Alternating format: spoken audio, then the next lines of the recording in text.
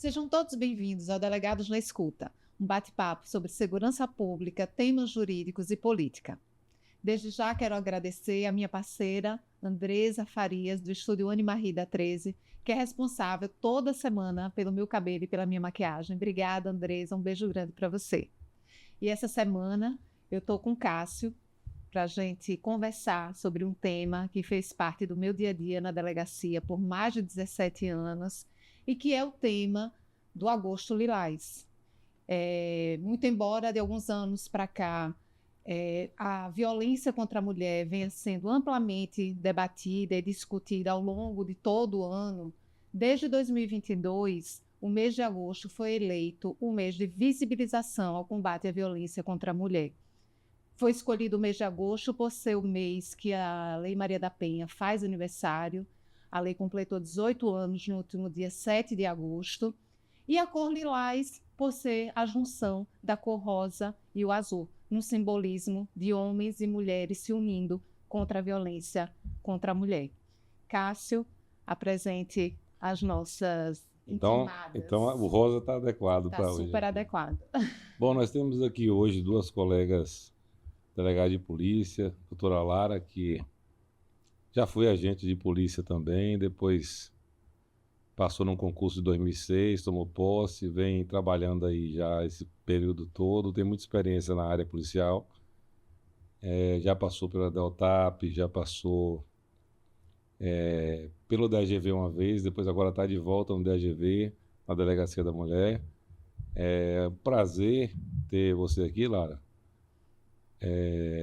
E a gente hoje vai ter um assunto que, para mim, eu conheço pouco, mas estou mais aqui para auxiliar a doutora Renata. Quero aprender muito com vocês aqui hoje. Seja bem-vinda.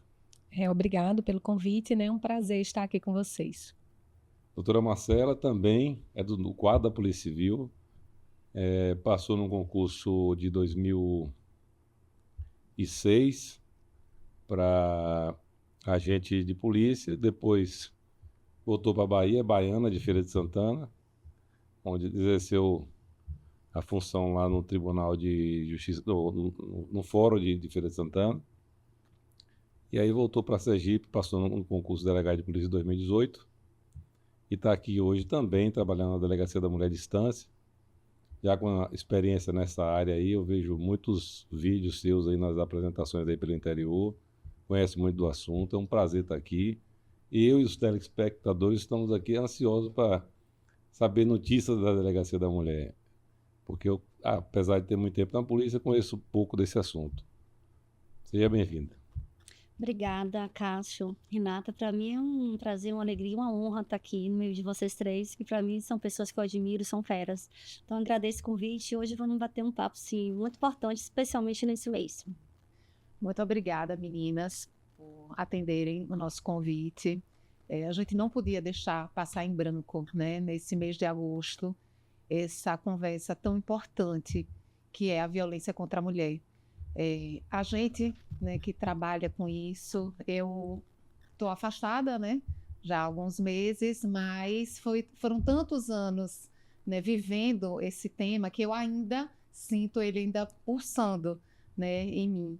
E a gente sabe quanto é importante a gente estar sempre falando sobre isso, né? Eu vejo a diferença do tratamento que é dado hoje à violência contra a mulher, à violência doméstica, do que era dado em 2006, quando eu entrei na Delegacia da Mulher.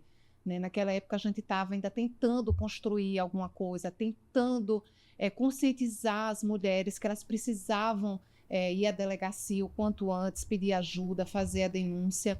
E hoje é algo que está acontecendo muito facilmente, tanto que o nosso número, a gente vai falar sobre isso aqui, o número de denúncias é imenso, né? Então, a gente sabe que esse mês é um mês que a gente procura falar mais sobre isso, eu tenho certeza que vocês estão sendo super demandadas, né? E eu queria saber, já queria começar o nosso bate-papo, sabendo notícias de como está sendo essa campanha do Agosto Lilás aqui em Sergipe. A campanha do Agosto Lilás é uma campanha nacional, né? Mas ela reflete sempre nos estados. E aí eu queria saber de vocês, Lara e depois Marcela, como é que está sendo aqui em Sergipe, aqui especificamente em Aracaju, Lara, e em Estância, né? Quais são as ações nesse mês de agosto com relação a essa luta? Bom, primeiro dizer que é um pouco difícil estar aqui falando sobre violência doméstica com Renata, né? Fiquei no lugar dela, na Delegacia da Mulher, uma baita responsabilidade, né? Venho tentando manter um trabalho sensível, né? Porque a gente precisa, sobretudo, de sensibilidade para lidar com esse tipo de demanda.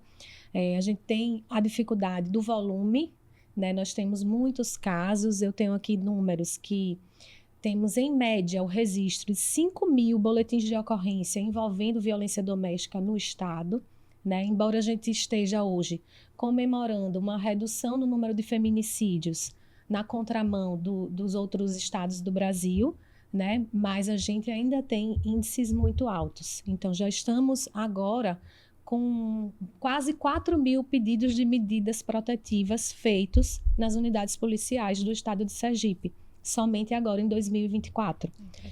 Então, é muito impressionante. A gente atua, né? A Lei Maria da Penha foi um divisor de águas no tratamento da violência doméstica. A gente sempre tem que falar dos avanços que essa lei trouxe para a investigação, para a própria conduta, né, policial, para o atendimento desses casos. Então, antes da Lei Maria da Penha, a mulher agredida voltava para casa junto com o agressor, era lavrado o termo de ocorrência circunstanciado, inclusive para os crimes de lesão corporal, para o crime de lesão corporal, e essa mulher acabava voltando junto com seu companheiro para casa. Então, isso era uma dificuldade muito grande, uma angústia muito grande, né, para quem lidava com esse tipo de matéria. E com a Lei Maria da Penha, houve a previsão da prisão em flagrante, então hoje essa mulher se sente mais segura, tem um amparo muito maior. As medidas protetivas, eu digo que hoje é o melhor mecanismo de defesa das mulheres, né? Nós não temos em Aracaju nenhum registro de mulher que estivesse protegida pela medida protetiva que tenha sido vítima de feminicídio. Então, isso é um dado importante para que a gente encoraje as mulheres, porque realmente a medida protetiva tem protegido, tem se mostrado bastante eficaz na proteção das mulheres. Então, a gente precisa sempre... o Agosto Lilás é um mês de conscientização e é surpreendente quantas mulheres estão vivenciando violência doméstica, estão vivendo num ciclo de violência e não se percebem, né? Agora, no mês de agosto, a gente tem feito um trabalho muito grande de conscientização, né, de toda a sociedade, e eu me surpreendi com a presença de uma vítima na delegacia, formada em serviço social, e dizendo que, ao ouvir uma fala minha na imprensa, ela conseguiu perceber que vivia há 8 anos num ciclo de violência. E aí ela se colocando, né? Poxa, como eu, formada numa área de serviço social, vivi tantos anos e não percebi. Precisei ouvir uma pessoa falando sobre o ciclo para perceber que eu estava inserida nesse ciclo. Então, a campanha da Polícia Civil Rompa o Ciclo, né? Sua atitude muda uma história. Então, a gente precisa encorajar as mulheres, debater, falar sobre o tema de violência doméstica é muito importante. A gente tem muitas mulheres que são aconselhadas pelos filhos, né? Que existem matérias trabalhando questões de gêneros na escola, e as crianças chegam em casa e muitas vezes abrem os olhos das mães, né? Eu sou mãe de 3 meninos, né? Então eu tenho uma responsabilidade muito grande de passar para eles, né, essas questões de gênero. Ainda vivemos numa sociedade muito machista, né, e que precisamos trabalhar cada vez mais essa temática. Verdade. E aí, Marcela, em Estância, como é que está sendo esse mês do Agosto Lilás? Alguma ação, alguma campanha? Sim, olha, nós trabalhamos o ano todo realmente, porque a violência doméstica acontece o ano inteiro, né? De janeiro a janeiro, e na verdade é uma pandemia mundial. É um crime que acontece em larga escala e em todo o planeta ao mesmo tempo. Por isso que se diz que a violência doméstica é uma pandemia mundial. Mas em agosto, né, já foi instituído realmente em lei, a partir de 2022, se tornou oficialmente um mês para se conscientizar mais, para se trabalhar em que os órgãos públicos, né, e ONGs também, devem se disponibilizar mais, fazer ações, né, de prevenção, de divulgação, de conscientização. Então, eu sempre recebo o convite para palestrar em vários órgãos públicos, em escolas. Em instância, recentemente nós fizemos um trabalho assim em rede lá, juntamos a Delegacia de Atendimento a Grupos Vulneráveis, a coordenação lá da mulher do município, que é o CRAND lá, né, o Centro de Referência de Atendimento à Mulher, ela foi com a equipe dela, eu fui com a minha equipe, a promotora foi, fomos todos juntos fazer um adesivaço sobre o Rompa o Ciclo, que é um material também que a Secretaria de Políticas Públicas para as Mulheres distribuiu para todos os municípios aqui de Sergipe, e fizemos essa ação. Nós fazemos várias ações juntas, em conjunto, né? Nós fazemos treinamentos em conjunto, eu, a promotora, essa coordenadora lá do Centro de Referência de Atendimento à Mulher, e nós fazemos reuniões constantes, porque se a gente não trabalhar em rede, se a gente sabe, aquela mulher que chega na delegacia, ela quer uma proteção, mas se ela quer sair do ciclo da violência, ela precisa de uma ajuda multifacetada, né?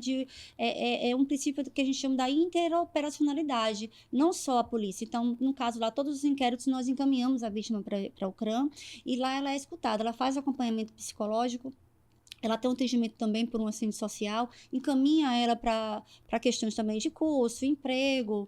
Lá tem mensalmente rodas de conversa só com mulheres vítimas de violência doméstica, todas encaminhadas pela delegacia.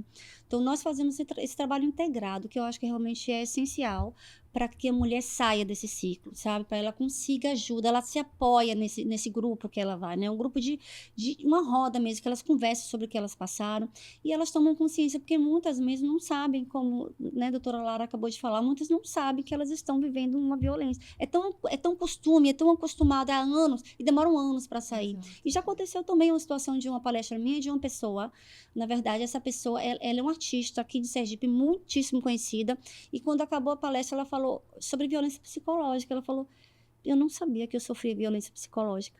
E agora, depois que você falou que isso é crime, eu sempre vivi isso. E uma pessoa conhecidíssima, enfim. A gente faz esse trabalho, a gente atua na delegacia, e eu acredito que nós, delegadas, que atuamos em uma delegacia como a nossa, de grupos vulneráveis, não dá para ficar trancada em gabinete, né? Eu não fico. Eu vou também em operações. Ontem à noite dei entrevista sobre a temática também, envolvendo crianças e adolescentes. No interior, a gente é a delegada dos grupos vulneráveis, né? Então, lá é questão da criança, adolescente, pessoa idosa, e também as mulheres, que é cerca de 80% do nosso público. Mas é intenso. Instância, assim como todo o interior, é intenso.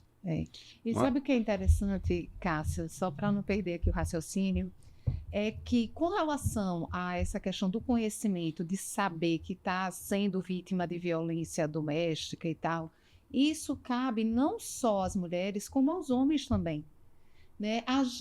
A nossa sociedade, ela ainda tem um machismo tão arraigado que muitas das vezes homens praticam crimes, principalmente violência psicológica contra a namorada, contra a mulher, às vezes contra a irmã, contra a mãe, e não sabe que está praticando crime.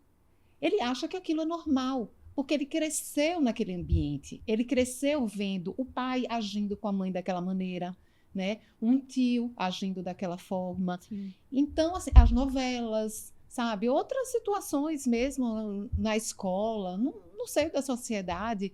Então, as pessoas estavam tão acostumadas com aquele tipo de tratamento que às vezes a mulher não se dá conta de que está sendo vítima de uma violência. E o homem também, ele age de uma forma que ele não se dá conta de que o que ele está fazendo é um tipo de violência. Então, por isso que é tão importante, né? Essas conversas aqui da gente e fora do âmbito institucional. Eu estava aqui vendo vocês falarem aí sobre... você falar sobre a questão do atendimento na DGV, que aumentou, né? Que tem uma demanda muito grande.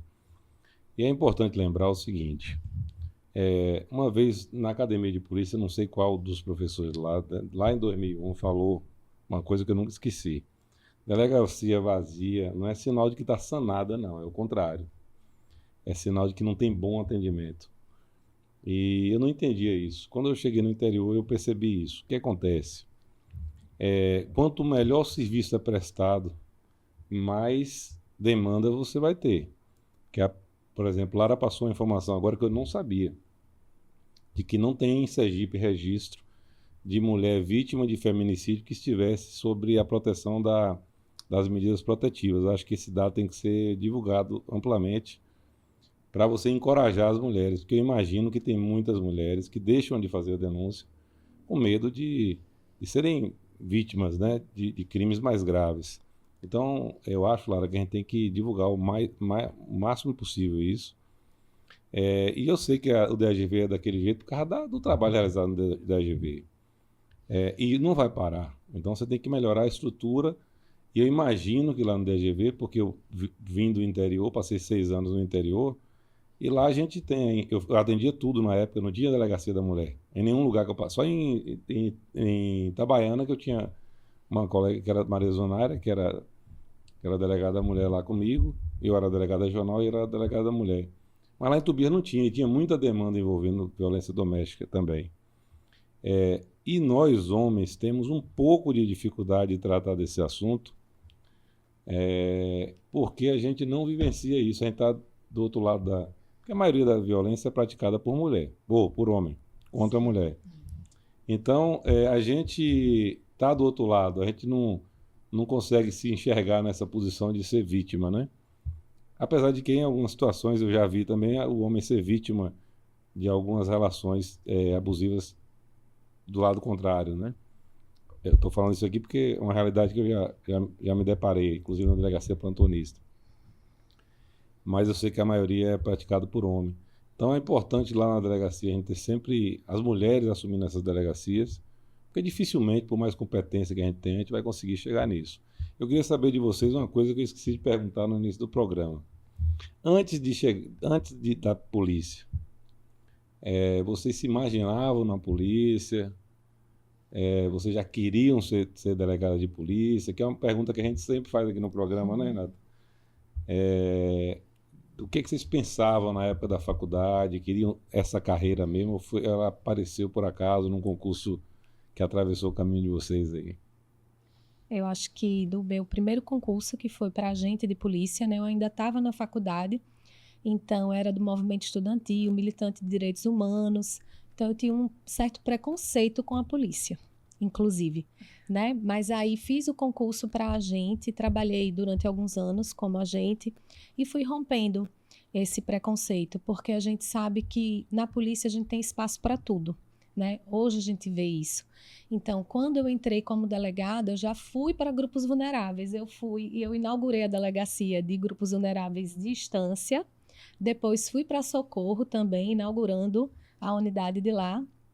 Vim para o DAGV de Aracaju, saí, passei alguns anos no Deltap, também fui delitos de trânsito e agora volto para o DAGV. Então, assim, realmente é uma área que eu me identifico muito, né? Vem lá do meu histórico de movimento estudantil mesmo, de ativista de direitos humanos. Então, eu digo que na polícia tem espaço para todo mundo, né? Então, hoje eu me sinto realizada já há muitos anos, né, desenvolvendo atividade. Eu digo que saio feliz para trabalhar todos os dias e, assim, não pense em me aposentar por agora, não. Gosto muito do que eu faço.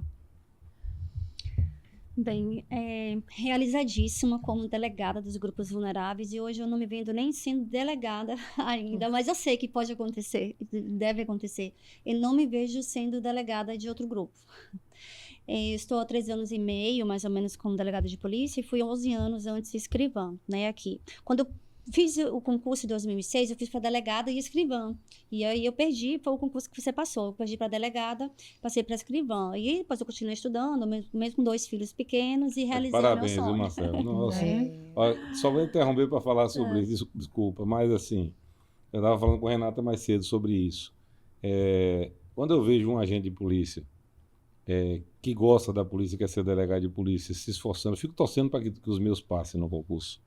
Porque é bom quando você está dentro da polícia e você passa num concurso que você já conhece a instituição.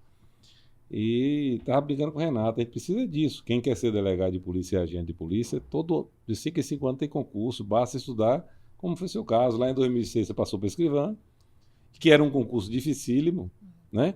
Eu conheço muitos escrivães dessa época aí que você passou, ou da época anterior, que eram super preparados. Luciano, por exemplo, trabalhando na Deltap, super preparado, e na época passou o concurso de escrivão, era muito concorrido, né?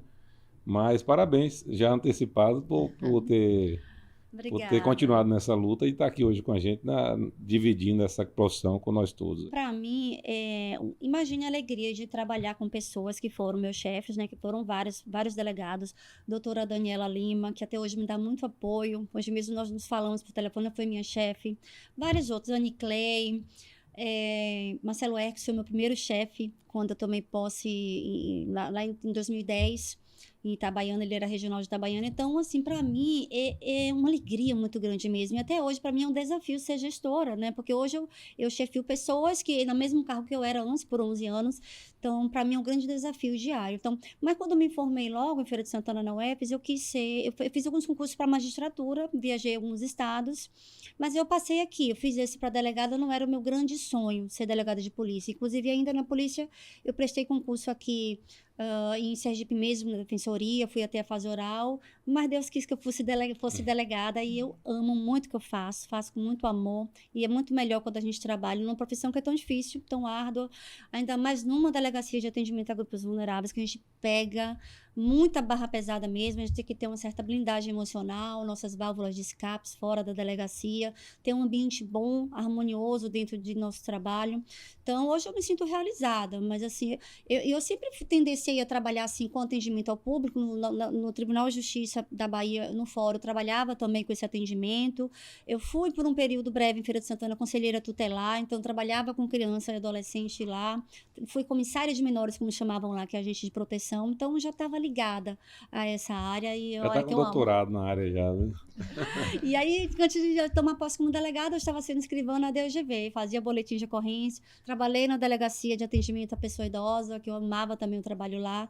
Todos os grupos, eu fui lá perguntar assim, qual grupo vulnerável que você gosta mais de trabalhar? Eu não sei, porque eu amo trabalhar com pessoa idosa, criança e adolescente, eu a considero dos mais difíceis, e mulheres, fala que é o nosso público 80%, né? Então, eu trabalho ao mesmo tempo com todas as áreas, né? LGBTfobia, eu estava de plantão agora na parada LGBT, porque eu fui convidada, olha, Marcela, vai dar o plantão lá, segundo ano seguido. Dei aula na Cadepol sobre atendimento a crimes de racismo. Então, eu gosto de todos os grupos vulneráveis e me sinto realmente realizada. Não me vejo, como eu falei, nem em outra delegacia. E acaba que quando a gente trabalha com um grupo específico, né, ou mulher, ou criança e adolescente, ou idoso, a gente termina em algum momento sempre atendendo outras Tudo. demandas. A gente acaba atendendo tudo. Tem o plantão, né? Tem o plantão também. Então, sempre a gente vai estar passeando por todas essas áreas dos vulneráveis, né? E como é a divisão lá em instância? Porque aqui em Aracaju, a gente tem um grupo, o departamento, que é bem dividido, né, no horário de expediente, né? Só no horário de plantão é que todo mundo pega todas as demandas. Mas lá em instância, como é que funciona, Marcela?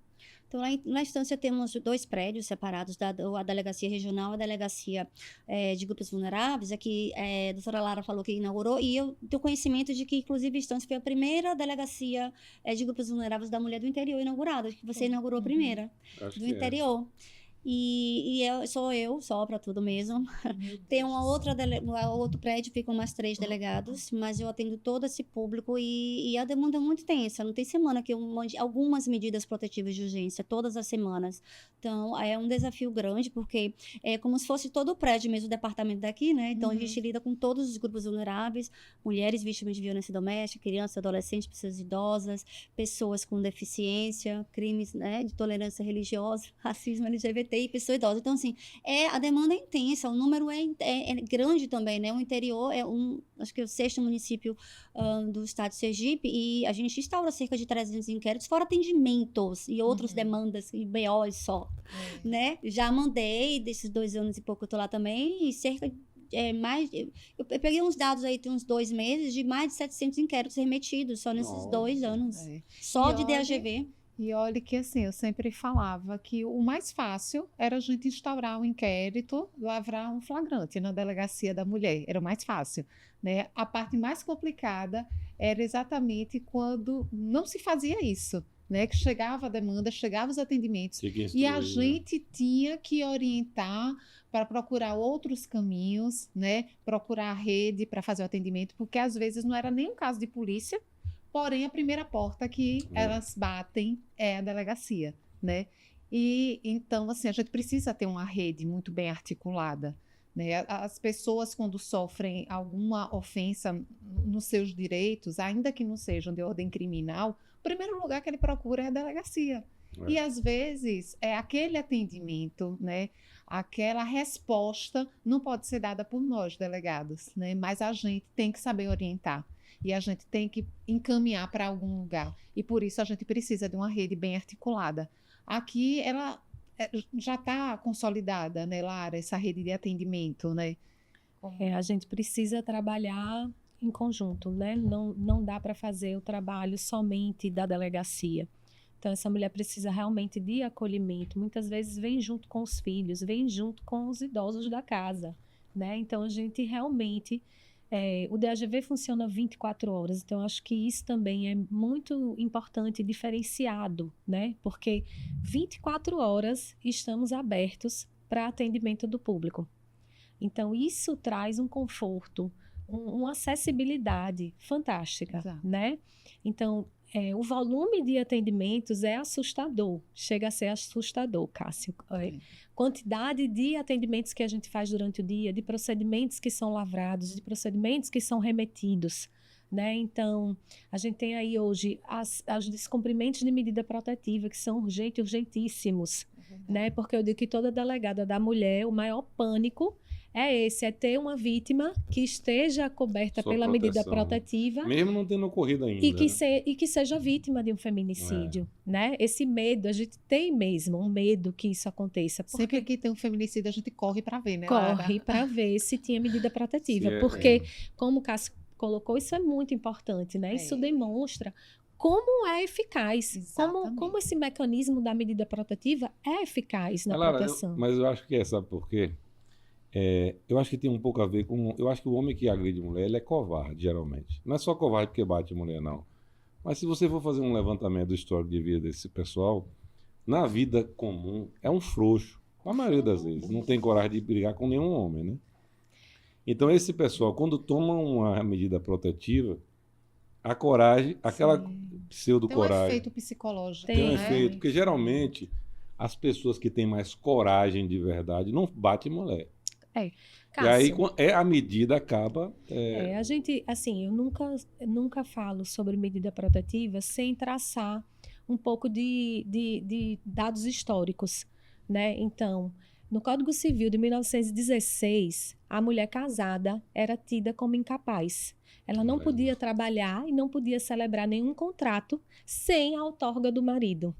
Né? Então, isso é 1916. É ainda o nosso Código Civil vigente, né, no nosso país. Isso não estava vigente ainda, mas Então, a mulher só teve direito ao voto em 1932. A gente só veio falar efetivamente em igualdade de direitos com a Constituição de 1988. Muito cedo, né? Muito recente. Né? Então, a Lei Maria da Penha, ela tem que ser vista como uma política afirmativa, né? Que ela visa desigualar desigualdade histórica, né? Então, as mulheres passaram muito tempo embaixo na balança. A Lei Maria da Penha vem e tenta igualar um pouco essa balança, porque às vezes a gente escuta críticas à lei, né? Então, assim, eu sou uma defensora árdua da lei e eu gosto de sempre trazer esses dados históricos, porque veja como foi desigual o tratamento da mulher ao longo dos anos, né?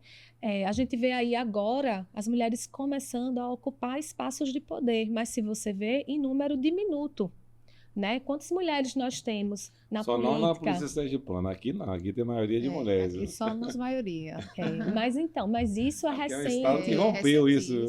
Isso é recente. Então, a gente tem aí, na história, quando a mulher sai do seu papel, que é socialmente, né, elaborado para ela é vítima de violência, né? Então, muitos homens, como Renata colocou, né, repetem estruturas que eles cresceram vendo. Então, para a gente romper isso, não é tão fácil, Não. né? É muito difícil a gente tá lutando contra uma questão cultural, né? Histórica. Então, é importante sempre esses espaços de fala. Eu sempre gosto de trazer um pouco desse caminhar É histórico, importante. né?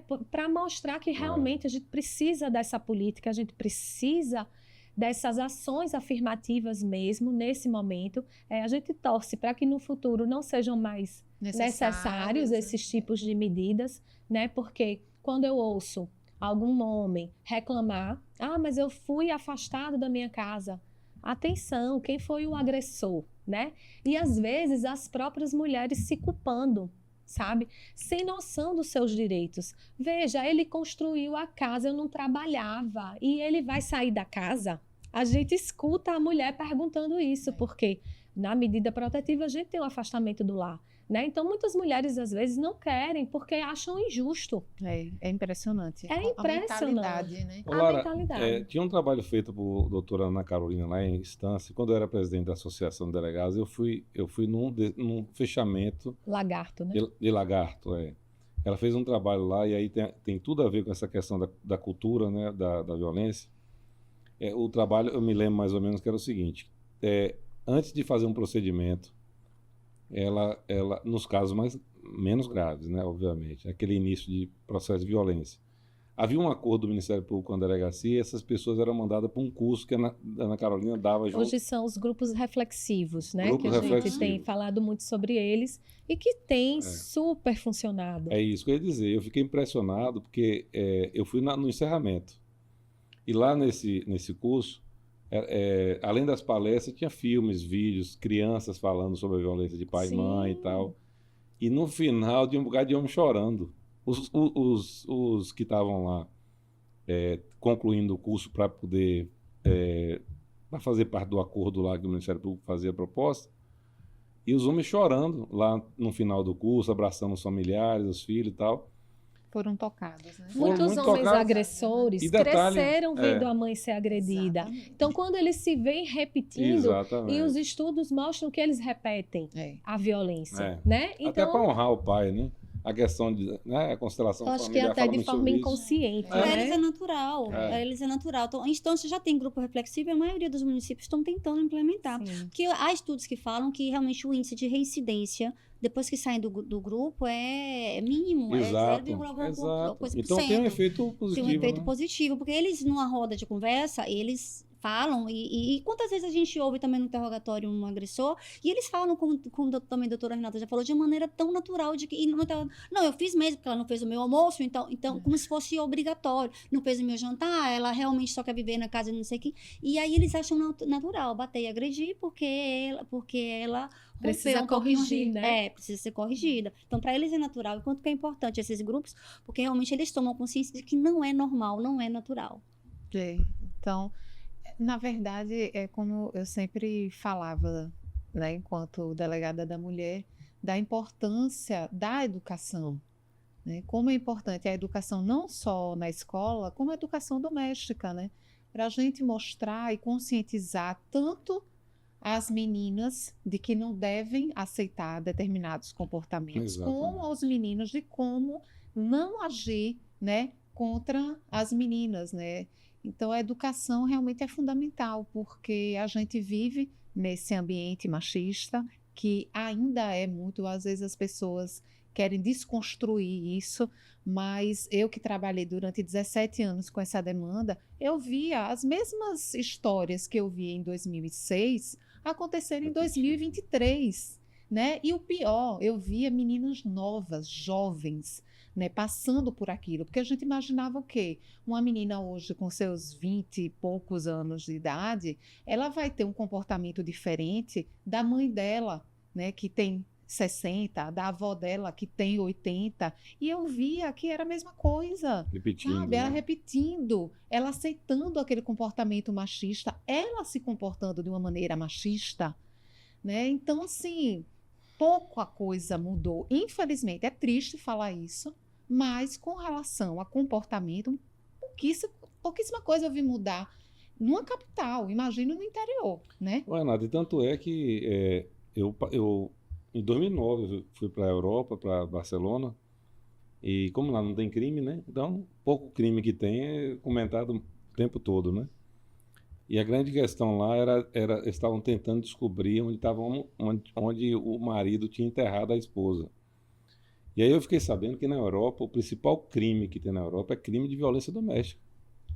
Os outros crimes estão controlados, mas esses crimes passionais é a parte que traz problema para a segurança pública na Europa. Então, para você ver, como vocês falaram, não é uma coisa só relacionada aqui ao Brasil. Eu, particularmente, tenho uma experiência muito boa na minha criação, porque minha avó, ela era ela era a líder da casa dela. E minha avó, só para você ter ideia, ela trocou o sobrenome dela, botou o dela por último, para que os filhos ficassem com o sobrenome dela no final, né? Então os filhos dela, o sobrenome dela não vem primeiro, vai por último. Você imagine, né? Isso aí, Forte, né? É forte. em muito 1915 isso. Então assim, eu cresci vendo uma avó que era dominadora. Meu avô já tinha falecido. Privilégio seu. Então eu cresci com uma avó assim. Então, da minha avó para cá, eu sempre brinco, né? Eu não conheço nenhuma prima minha que tenha sido sofrido de violência doméstica. Que Não maravilha, não é possível. Cássio. Que maravilha. Não, Você é saiba. impossível que os maridos façam isso com elas, porque elas seguem mais ou menos a linha de lá de casa. Mas Então, isso assim, é a minoria. então, assim, isolada. então você vê, para mim esse assunto é um assunto que eu fico Tentando entender. entender. tentando né? entender, porque lá em casa eu não vi isso na família da minha mãe. E minha família é imensa, né? Eu fico com pena dos maridos das minhas primas, né? Mas delas não.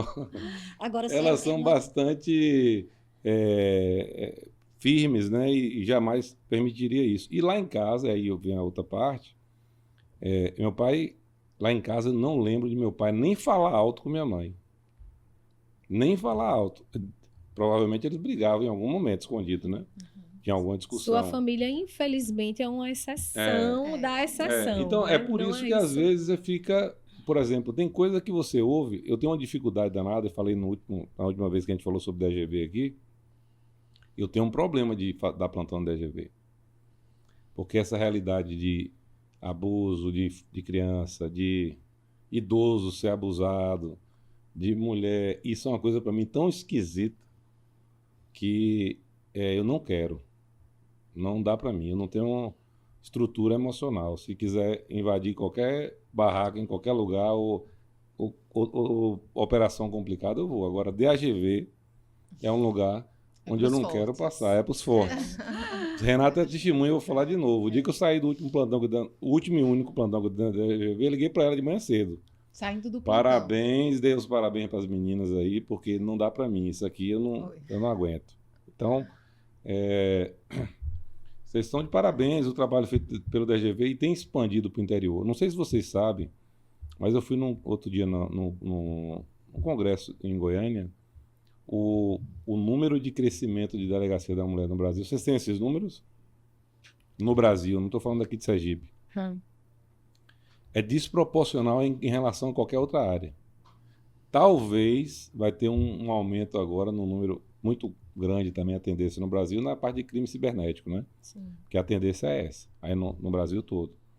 Mas hoje o que mais cresce, eu vi uma estatística de um colega de Goiás, para cada delegacia que você cria de qualquer coisa, de qualquer área, delegacia da mulher, você cria umas 10. Então, assim, Agora tem que criar a delegacia e dá da estrutura, é. né? Estrutura, Porque delegacia pessoal. sem estrutura, sem pessoal. Hoje temos 11 DAGVs no interior, né? DAGVs e núcleos. Por exemplo, Tobias Barreto. Hoje não é bem uma DAGV lá, mas é um núcleo de atendimento à mulher. Tem uma delegada, que é a Gabriela que está à frente, e é um núcleo a mais. Então, é uma delegada e tem um núcleo. Aumentou Aí tem- bastante. O que significa, qual a diferença de uma delegacia para um Então, núcleo? é uma questão formal mesmo, de cidades maiores, como Lagartos, Ela fica Itabaiana, lotada em fica Tobias? lotada lá, e é um núcleo de atendimento à mulher.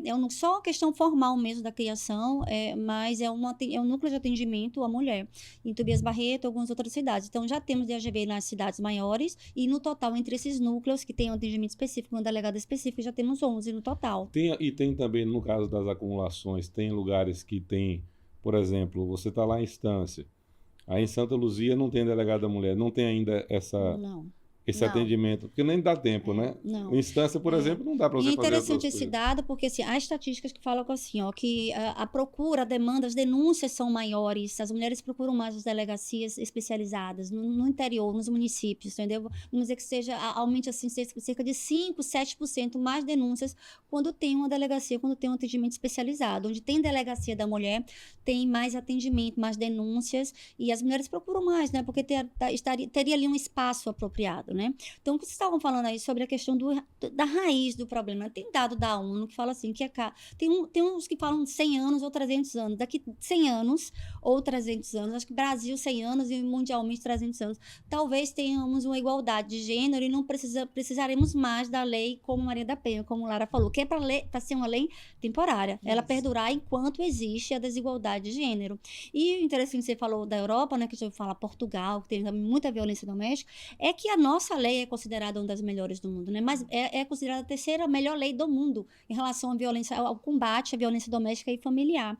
E, em contrapartida, aos números que temos, porque não é uma lei que vai mudar a cultura de centenas de anos. Então, um trabalho como esse, está se escolhendo um momento para falar sobre violência doméstica, se escolheu, né, um mês no ano para se bater mais, políticas públicas que não é só a delegacia que vai resolver, é a polícia que vai resolver. Quantas e quantas, como vocês falaram aí, que chegam pra gente e a gente consegue resolver várias coisas, que nem é problema de saúde pública, questões de drogadição que chega pra gente na família, e é outro problema que precisa ser sanado.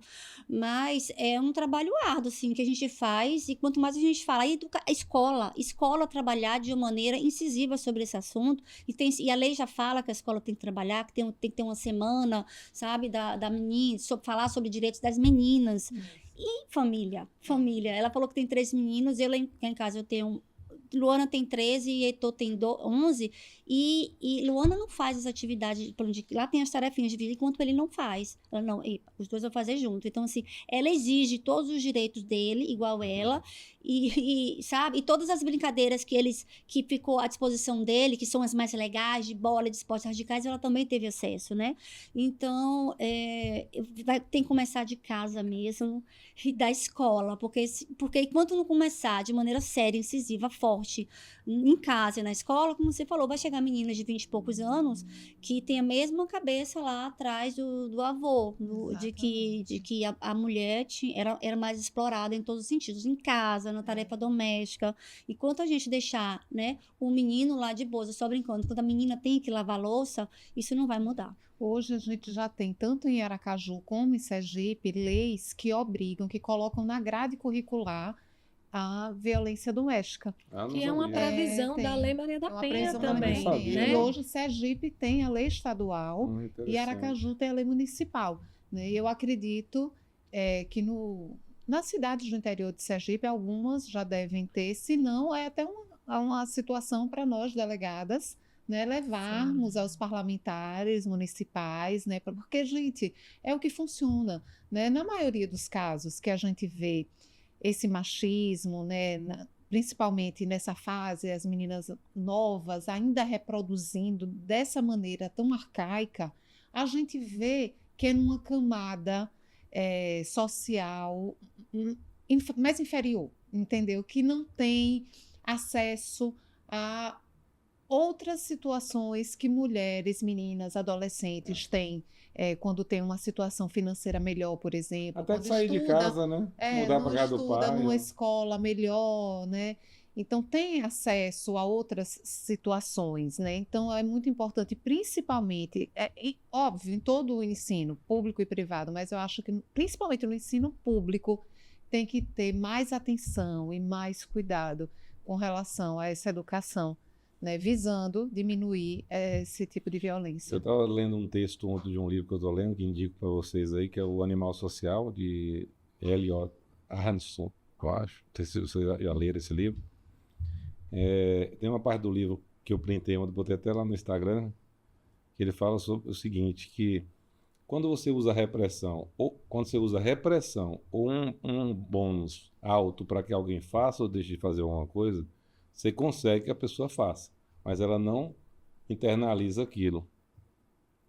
Então, se você quer que alguém faça alguma coisa e continue fazendo como você quer que ela faça, Ou seja, se você está querendo educar seu filho ou dar uma boa instrução para qualquer pessoa que seja, até numa violência doméstica, é importante que a pessoa, que aí vem a questão do trabalho que a doutora Ana Carolina fez lá, quando você faz a própria reflexão dos seus atos e você toma a atitude de mudar, a tendência é muito maior que você não repita, porque você refletiu sobre o assunto, do que você receber uma repressão de cima e ter que tomar aquela atitude e ter que se conter por conta de uma força externa.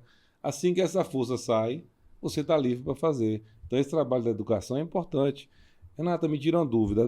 Porque quando eu estava indo na delegacia de Plantonista Norte, lá eu fiz um flagrante lá desse pessoal que fica fazendo malabares nas sinaleiras. Era um casal de argentinos. O cara ficou revoltado. Toda hora ele perguntava: eu estou preso por quê? Falei: porque você bateu na sua namorada. Ele: mas não entendi. Eu não estou entendendo porque eu estou preso. Que crime foi que eu cometi? O argentino, né? E a menina que foi vítima: ele vai ficar preso? Eu falei: vai. Sério? É. Não, eu quero que ele fique preso mesmo, mas e é crime? Eu falei: é crime. Ela falou, aí, porque lá na Argentina tem muito problema com violência doméstica. Não sei se vocês sabem disso. Eu tenho uma prima que mora lá. Problema sério lá.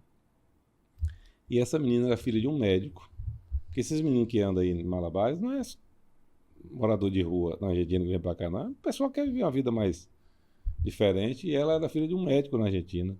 Aí ela disse pra mim lá no dia que ia voltar pra Argentina e ia começar uma campanha, queria uma cópia da Lei Maria da Penha para poder levar pra Argentina, fazer um movimento para criar uma Maria da Penha na Argentina. Mas eu estou falando isso porque isso foi em 2016. Quando foi criado o plantão, que foi uma coisa importante também, foi criar o plantão do DGV. 2018. 2018, né? 2018. Novíssimo. É. Né? Não tem como a gente imaginar hoje, mas é uma delegacia sem E a gente não pode esquecer, né, que o plantão do DGV foi criado por quê? Eu ia dizer isso Por agora. conta de um feminicídio praticado ali na porta. Na verdade, foi de uma mulher trans. Né? De uma mulher trans, Então, assim, a gente teve agora, semana passada, um feminicídio de uma delegada na Bahia, né? Eu digo que a gente tem que falar sobre isso, né? Porque a violência doméstica, ela é democrática. Ela atinge todas as camadas. Então, a gente tem aí casos agora, a mulher do presidente, né, do ex-presidente da Argentina. Então, e a gente tem que... Eu falei aqui, nem sabia. Exato. E a gente tem que repetir isso, que a gente tem uma legislação avançadíssima, né? Que a gente encontra dificuldade na aplicação dessa lei. Mas que a lei a gente já tem, né? E outros países, até mais desenvolvidos que o nosso, ainda têm legislações muito mais atrasadas. Então, eu atendi semana passada uma brasileira que morava na Croácia, que denunciou por 4 vezes violência doméstica lá na Croácia e nada foi feito. E aí ela veio aqui para o Brasil e pediu a medida protetiva aqui, porque o companheiro disse que viria procurá-la aqui no Brasil, né? E ela fugiu com o filho. Então, a gente tem essas questões aí em países desenvolvidos de guarda de filho que dá todos os direitos ainda aos homens, né? Então, é importante a gente dizer que a gente tem uma legislação mais avançada do que países considerados desenvolvidos, né? A gente não pode relaxar na execução dessa lei, né? E a gente tem que cortar pela raiz os discursos que querem descredibilizar a lei, querem descredibilizar os institutos, porque a medida protetiva mesmo, eu sou uma fervorosa entusiasta da medida protetiva, porque ela realmente salva vidas. E eu fico indignada. E a gente vira e mexe, a gente vê pessoas querendo descredibilizar a medida protetiva. Dizendo, é só um papel, aquele papel não dá segurança nenhuma. E dá. A gente sabe, quem trabalha, quem fala isso é porque não conhece a realidade do trabalho que é feito, né, com a Lei Maria da Penha, o trabalho que é feito nas delegacias da mulher, nos juizados de violência doméstica, porque quem trabalha com isso sabe da eficácia, né, da medida protetiva. A Lara deu esse dado importantíssimo, né? Aqui em Aracaju, felizmente, a gente tem um êxito total, né, com as medidas protetivas. Hoje, a gente já tem também o monitoramento eletrônico. né? Sim, era muito importante falar da falar Ronda disso. Maria que da vocês Penha. falem do monitoramento eletrônico, da Ronda Maria da Penha, do Sim, botão do pânico, né? pânico. É porque é tanto assunto e a gente vai falando, o tempo vai passando e a gente não pode esquecer de falar desses temas, né? E eu quero que vocês duas falem sobre essas três questões. Ainda hoje, meio-dia, eu fiz um pedido de monitoração eletrônica, né? Então, são alternativas à prisão que funcionam muito na Quem prática. gerencia essa parte técnica? É o como é? CISP. Eles colocam e a Patrulha Maria da Penha faz o monitoração, que eles chamam, né? Monitoração eletrônica. Então, eles recebem lá se o agressor se aproximar. Então, eu fiz um flagrante que a mulher não chegou a ver o agressor. Quando ele se aproximou legal. da casa dela, o alerta foi feito e a Ronda Na Maria central, da né? Penha, na central, Legal. e a Ronda Maria da Penha foi lá e prendeu, sem que a mulher visse. Visse. Quando eles bateram na porta da mulher, ela fez, mas ele estava aqui? Estava, Ele a metros descumpriu, da casa dela. Então, descumpriu a medida protetiva e foi lavrado prisão em Que flagrante. legal, tem que divulgar isso, viu? Né? Então, assim, Eu não vi isso. Devem ter talvez Funciona. salvo Tem a que vida. divulgar. né? eu estava dizendo ontem, a gente divulga pouca coisa.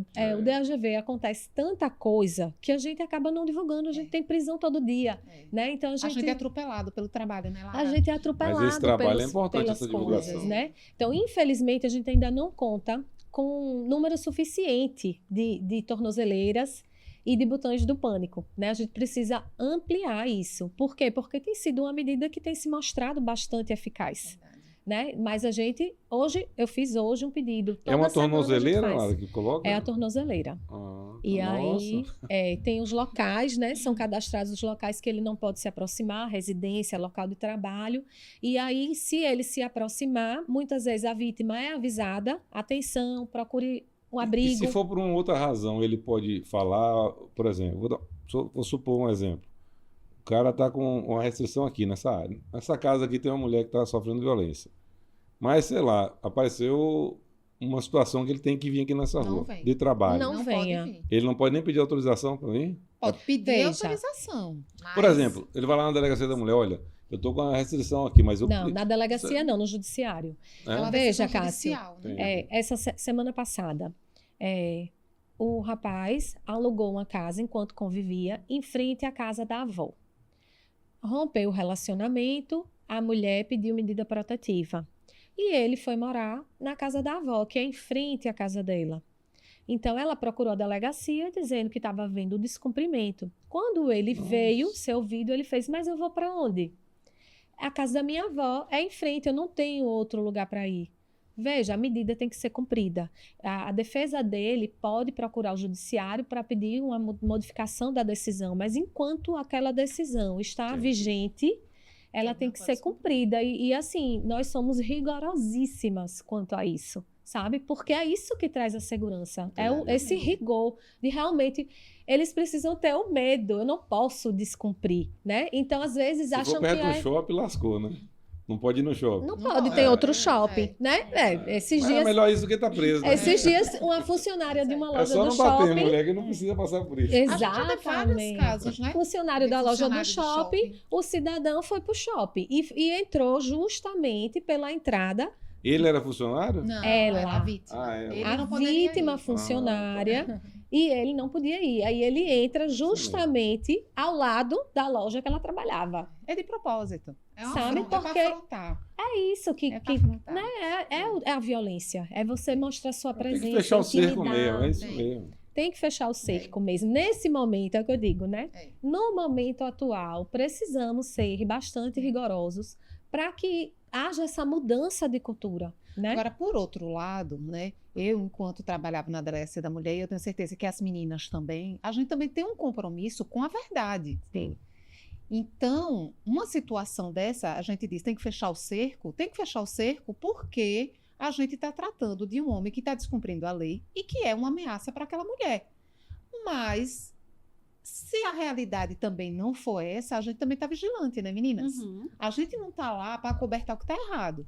Então, assim, eu mesmo já tive situações de ter denúncias de mulheres que depois se comprovavam infundadas, né? Sim.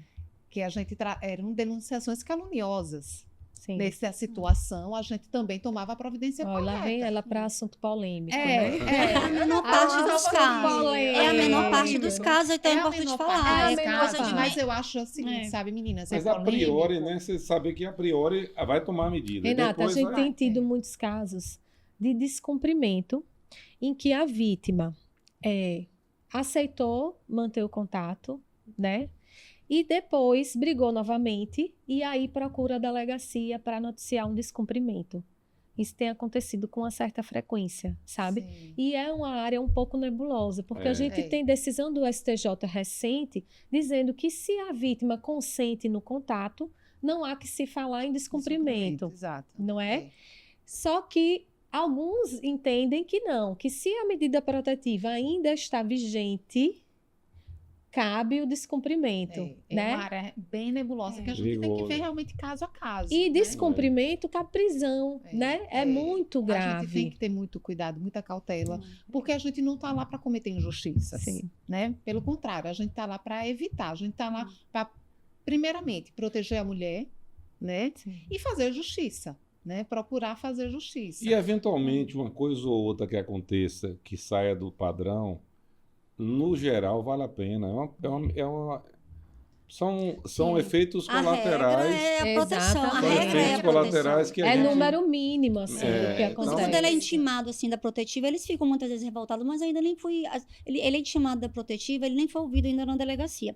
Ele é intimado, lá na instância acontece, para participar de grupos reflexivos, ele ainda nem foi ouvido na delegacia, porque o juiz encaminha hoje para os grupos reflexivos com uma medida protetiva também, né? É um dos Tem um pedido, está no né? rol, Um dos pedidos é um da dos rol. medida Então lá eles protetiva. encaminham, o juiz encaminha a distância. Então, Eu achei aquilo fantástico. viu? mas Fantástico. não está impedindo ele do. Ele não está sendo preso naquele momento, né? Eles só estamos falando, não se aproxima dela, né? Porque ela E está vai querendo o tratar a fim da cabeça, relação. né, rapaz? Você Eu Não vai- se adoro. aproxima, não frequenta os lugares que ela frequenta, não entre em contato com ela, né? É o único crime que está na Lei Maria da Penha, que é o descumprimento de protetiva. É o crime que não cabe nem fiança, né? Chegou na delegacia, se comprovou, como ela falou, tem casos que é só o botão de pânico. Lá a instância também tem o botão de pânico e tornozeleira, mas não é a regra. A regra é a Ronda Maria da Penha, que é a polícia militar que faz lá. Aqui em Aracaju temos a Guarda Municipal, e eles fazem acompanhamento semanal, né? Tem uma viatura específica da Ronda Maria da Penha lá, e ele semanalmente vai, visita aquela mulher, e eles fazem um relatório e mandam para o judiciário, porque o juiz ele encaminha direto para lá, para a Ronda Maria da Penha, assim quando emite protetiva, e eles vão até a vítima, às vezes a vítima até fala assim, declara que não precisa que a viatura vá lá, ou que tem esse acompanhamento, eles pegam a declaração da vítima, mas a maior parte dos casos, eles fazem esse acompanhamento semanal, para saber se está sendo cumprido, se eles... Então é uma fiscalização, né? Como algumas pessoas criticam, falam, e aí, quem fiscaliza? Não, tem essa fiscalização lá. Em todos os casos, são encaminhados para a Ronda Maria da Penha. Então, ela se sente mais segura. E, em alguns casos, é interessante realmente fazer o pedido do botão de pânico, que ela vai se sentir mais segura, mas só em ter essa ronda lá, sempre passando. E temos a maior parte é cumprida, né? A maior parte é cumprida. Depois, ele vai ter direito ali ao contraditório, à ampla defesa, no processo. Mas o primeiro momento é a proteção dela, porque ninguém procura delegacia à toa, né? Eu costumo falar até assim, ó, nas minhas palestras, as pessoas não gostam de ir para delegacia. Não é um ambiente maravilhoso, o hospital é a mesma coisa, mas, né? Eu falo que eu amo a delegacia, adoro, porque é meu ambiente de trabalho, mas as pessoas para ir até a delegacia para inventar uma coisa, não é a regra, né? Por mais que existam alguns casos, há pesquisa que fala que é menos de 5% os casos de denunciação caluniosa, né? Que se comprovou que a mulher foi e mentiu. Né? Às vezes é difícil a gente que trabalha com isso, sabe? Quanto que é difícil constituir as provas, quanto é difícil, as testemunhas, as pessoas não querem se envolver. Então, às vezes é difícil conseguem chegar a uma perceber, condenação. assim, porque lá na delegacia nós temos denunciação caluniosa lá, mas já pegamos tanta mão lá, eu sei que é diferente. Um roubo de uma questão de violência doméstica. Mas assim, vocês conseguem perceber durante o atendimento quando é uma situação de denunciação caluniosa? Vocês conseguem sentir? A experiência traz esse olhar, né? A experiência traz esse olhar. É claro que somos humanas, né? Pode então errar a gente pode errar, a gente pode fazer um julgamento errado, a gente tenta, ao máximo, não fazer julgamento e orientamos quem trabalha com a gente nesse sentido, né? Mas... Renata, somos um seres assunto, humanos, né? Que eu não sei se vai dar tempo para falar, mas ontem eu vi um pronunciamento da nossa deputada lá no Congresso Nacional, Catarina. Parece que tem um projeto de lei lá que está querendo impedir a concessão de fiança nos flagrantes de violência contra a mulher. É isso mesmo? Não Ou eu bem estou assim. equivocado? Na verdade, é o seguinte: há um projeto de lei para que a fiança arbitrada pelo delegado seja analisada pelo juiz. É uma coisa bem recente. Entendi. Eu não sei se você Não, eu já... acho que aqui não seja mesmo arbitrada Aqui não a seja fiança arbitrada a pelo fiança. delegado, seja só judicial. Nos casos de violência doméstica, está tramitando esse projeto, eu ouvi. eu estava vendo essa discussão ontem, né? A gente estava falando Ontem, sobre foi. isso, né? Mas a ideia é não arbitrar a fiança, né? Não Ficar da inafiançável. delegacia. Inafiançável. É tornar o crime inafiançável. Aliás, quem a não? fiança só judicial. Só judicial. É. Ah, e a só deputada, judicial, a né? deputada Catarina, que então ela se manifestou, né, no sentido de que se a ideia realmente, o objetivo é de proteção à mulher, o objetivo é proteger, então que torne o crime inafiançável, né? Porque Foi isso, independe quem vai arbitrar, se Quem é o vai ser, delegado não é? ou se é o juiz. E se houver motivo Né? para soltar independente de fiança, o juiz solta. Exatamente. Né? Mas eu vi ontem essa discussão, é recente, ainda eu não sei que pé está isso lá no Congresso Nacional. Então, nesse âmbito de discussão Inicial, né? ainda, né, de inicial. Eu acho que realmente tem situações que a gente deveria... que o crime deveria ser inafiançável mesmo, sabe? No âmbito... É uma matéria que precisa de muita sensibilidade, né? Que ainda existem margens para interpretações diversas. Então, a gente tem muita dúvida no dia a dia do nosso trabalho, né? Eu vivo na sala de Mariana, vivo na sala das colegas, agora eu tenho Zunária, Marília, então a gente vive Trocando ideias, trocando ideias. A gente já faz alguns momentos de discussão de casos. É Eu já importante. chamo, gente, vamos discutir aqui uns casos. E é incrível como chega tanta coisa com nuances diferentes, né? A gente Sim. pensa que já viu de tudo. Sim. Não, na E polícia chega, nunca vai acontecer isso. É O mesmo impressionante. caso, É impressionante. o mesmo caso tem uma diferença, né? É. Sempre tem uma novidade que a gente... É por isso que é bom ser polícia. Cara, dos delegados que vieram aqui, a maioria não fez concurso para delegado pensando em ser delegado e nem sonhava em ser delegado. Mas eu perguntei isso aí, e é um assunto interessante. Eu acho que talvez fazer até uma pesquisa lá na nossa associação para saber sobre isso, porque é impressionante como as pessoas passam a gostar da polícia. Entender o porquê que passa a gostar da polícia, né? Eu acho que é esse poder que nós temos de resolver coisa mais fácil, mais rapidamente. Porque o juiz depende de ser provocado. O Ministério Público tem que receber os procedimentos da delegacia de polícia. Somos nós que resolvemos as coisas imediatas. A gente pega a calor. coisa no calor, No né? calor. Eu digo, uma coisa, Sabe. eu fui há algum tempo assessora de juiz, e aí você pega a coisa fria, já, depois no papel, né? Tudo frio. E aí, e por coincidência, a época que eu fui agente de polícia, trabalhei um período no cartório. E aí, vi alguns casos na delegacia, e depois que eu fui para o judiciário, eu vi aqueles inquéritos que eu trabalhei como escrivã sendo julgados. E a diferença da dinâmica toda, né? Então, assim, eu tive casos, um cidadão que foi reconhecido por 20 vítimas na delegacia, em juízo, todas as vítimas recuaram, com medo. O cidadão tinha levado 7 tiros e não tinha morrido. E aí todo mundo com medo dele, que ele virou uma figura folclórica, né?